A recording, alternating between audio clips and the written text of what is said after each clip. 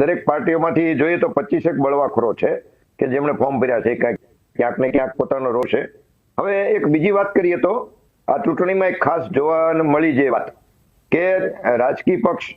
પોતાના સત્તા લાલસા માટે કેટલા હદ સુધી નીચે જઈ શકે છે, એક એ વિચારધારાથી કેટલા નીચે જઈ શકે એ જોવા મળ્યું આપણને ઉદ્ધવ ઠાકરેની જે પાર્ટીમાંથી કે જે બાળા સાહેબ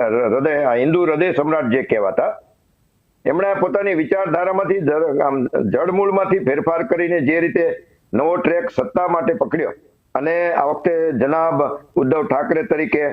જે એમના નામમાં આગળ ઉલ્લેખ થયો અને એમની સભામાં જે જય શ્રી રામના નારા લગાતા હતા એ હવે નારાએ તકબીર ના નારા જે જોવા મળ્યા, એટલે સત્તા માટે બંને ભાઈઓ ભેગા થઈ જશે કદાચ એવી પણ અફવા આવેલી. જી હા, કેટલો નીચે જઈ શકે છે એ આજના રાજકારણમાં, મહારાષ્ટ્રના રાજકારણમાં જોવા મળ્યું છે. હાજી.